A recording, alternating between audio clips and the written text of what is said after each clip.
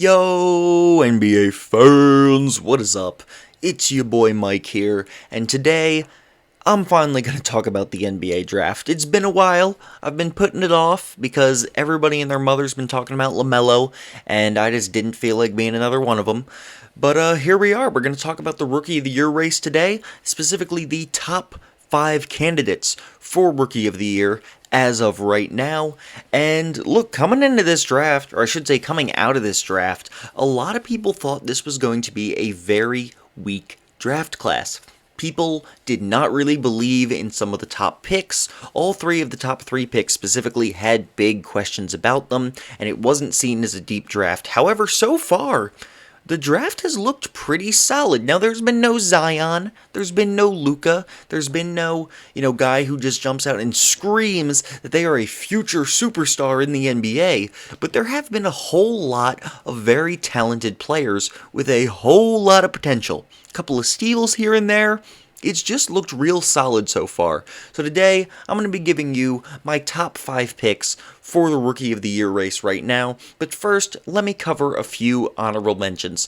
First of all, I got to get my boy Tyrese Maxey out of the way. Now, for any of you who know me from other Sixers groups that I'm in, or my previous Sixers Instagram, that is now just my NBA Instagram, shameless plug, I was not very high on Tyrese Maxey. I personally wanted Desmond Bane, who was and still is the best shooter in this draft class, but Tyrese Maxey's blown me away. Alright, thank you, Daryl Morey. You chose a great young player, and even though he's gotten very inconsistent minutes, Sixers just happen to have...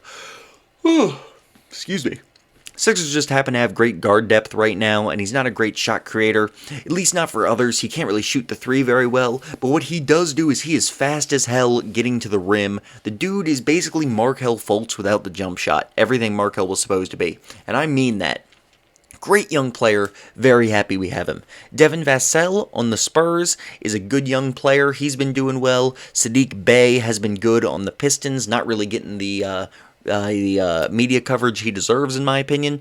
Isaac Okoro had an amazing start for the Cavs. He's really fallen off since then, but he is still playing very well. And last but not least, the guy who I would say is the closest to being the number 6 spot on this list, Immanuel Quickley.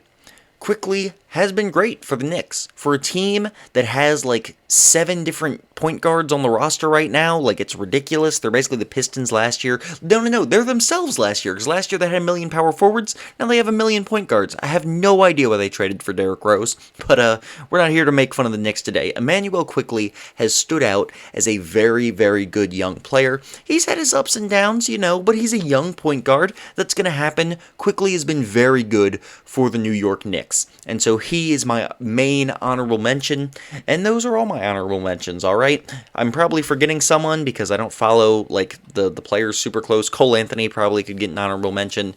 Peyton Pritchard could not because I think he's super overrated. Maybe that's just my Celtics bias, though.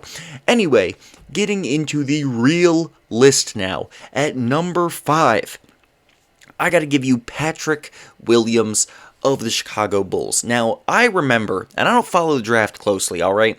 I remember draft night, however, having no clue who this dude was. I figured number 4 was going to be Denny Avdia, or Isaac Okoro, or Obi Toppin, and the Bulls picked this man, Patrick Williams. And I'm just sitting there and I'm like, who the heck is that? And NBA Twitter exploded with hate for Chicago. Everybody is roasting this pick. Oh, this guy came off the bench. This guy's a future bust. The Bulls just wasted their number 4 pick.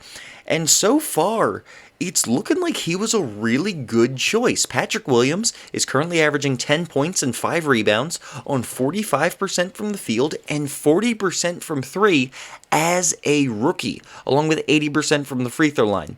The man has been... He really has been fantastic. 40% from 3, he's only taken 2 of them a game, but still, 45% from the field is great. Dude gets boards. He averages a steal and a block a game. He's got some good defensive potential.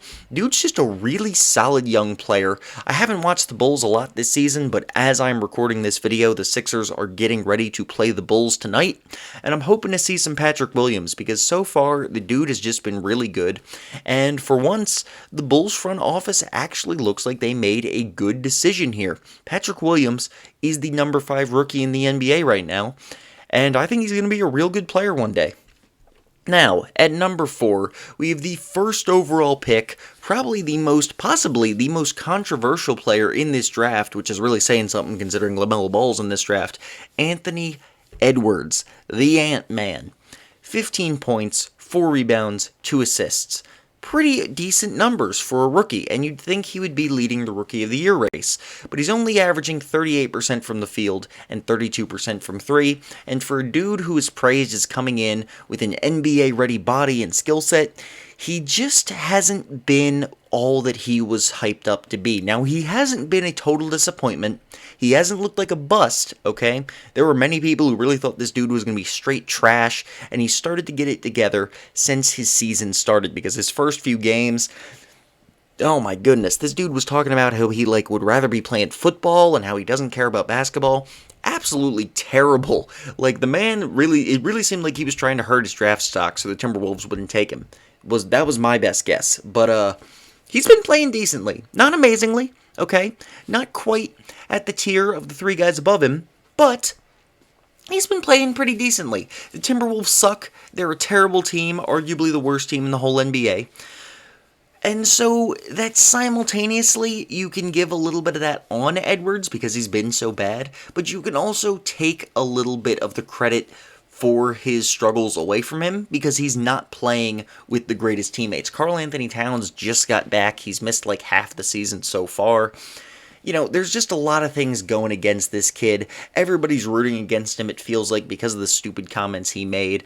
And it's very iffy. The jury's really still out on Edwards, I would say. He certainly has all-star potential. I wouldn't say superstar, but certainly has all-star potential. But he also very much has the potential to be the next Andrew Wiggins, where he's just an okay NBA player, and he never really gets better. And I know Wiggins has been good this season, but look, we're a third of the way through the season. I gotta see more of Andrew Wiggins before I finally believe in this man, because people have been saying how Andrew Wiggins is gonna get together this year for the last, 5 years. So giving Wiggins a little more time, and I just need to give Anthony Edwards a little more time, alright? It's just too early, but as of right now, right this second, I believe he has been the 4th best rookie in this season. At number 3, I almost said where he was drafted, but that is not accurate. He was drafted at number 2. James Wiseman of the Golden State Warriors. 12 points, 6 rebounds, and an assist, 50% from the field, 41% from 3.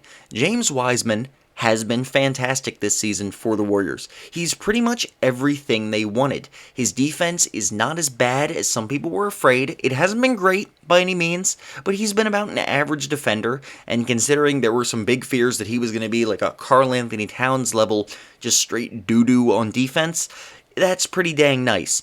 41% from 3 is fantastic. He's only taking one of them a game, but still, that's a great number, along with 50% from the field.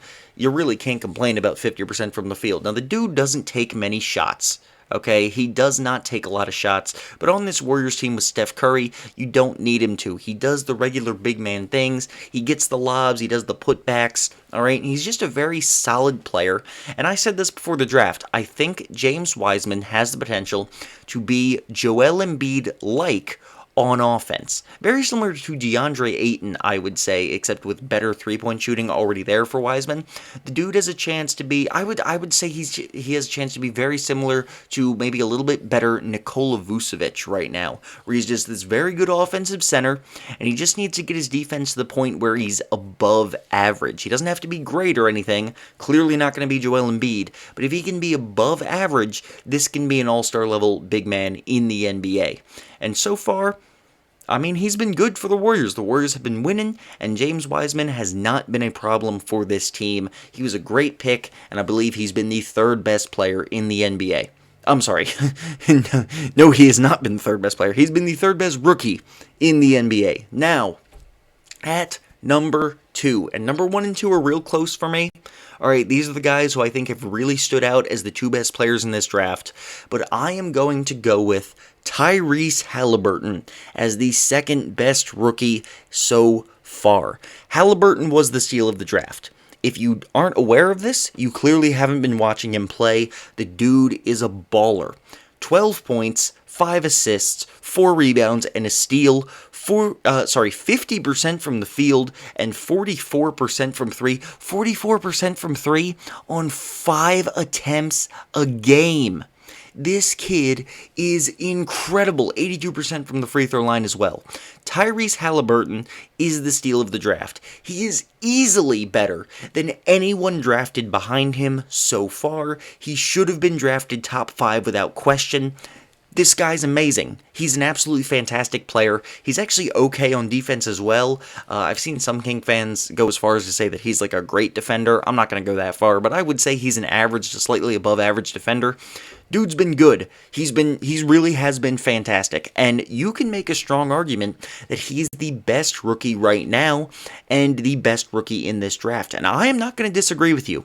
If you believe Tyrese Halliburton should be number 1 here, I will not disagree whatsoever. However, this video isn't just who are the best rookies, it is who is at the head of the Rookie of the Year race. And with Tyrese Halliburton coming off the bench, with the fact that he's losing some touches to De'Aaron Fox and Buddy Hield ahead of him, I can't quite put him at the number 1 spot on this list. The dude has been great, and if you believe he's the best player in this draft right now, I honestly, I agree with you. I do think he has been better than, you all know who number 1 is, so let me just say it, Lamelo Ball, alright? I think he's been better than Lamelo, but I think that Lamelo Ball is currently at the head of the Rookie of the Year race. Let me explain why. 15, 6, and 6 on 44% from the field, 35% from 3. Those numbers are in some ways better and in some ways worse than what Tyrese Halliburton has been doing, not to mention a steal and a half every game. LaMelo Ball has a turnover problem. His passing is great, but simultaneously not quite as good as the media acts like it is. Seriously, I don't think I've ever seen the media blow a dude this hard. It's insane how much NBA media loves LaMelo Ball. Chillax. The dude is not having some all-time rookie season. However, he is currently the head of the Rookie of the Year race, as he is for a little while now been the starting player for the Hornets, who are currently in the playoffs in the East. And just the fact that he gets more minutes, he puts up more stats than Tyrese, is why I have him higher. Now, if this is a list of who is better, the list would actually be the same, except that I believe that Haliburton would be number 1 and LaMelo would be number 2. But in terms of the Rookie of the Year race, I have LaMelo number 1 over Tyrese Halliburton. I believe that LaMelo is going to win the Rookie of the Year. Maybe something changes, but I think right now he would have to have a significant fall off in order to not win this race. But Tyrese should absolutely be number 2, and I think if he's lower than that, then it's just really sad. It just shows that the NBA does not pay attention to the Kings and what Tyrese is doing, because the dude is a baller. LaMelo Ball, giving him the credit he deserves though, dude's been great, and he should win the Rookie of the Year as of right now.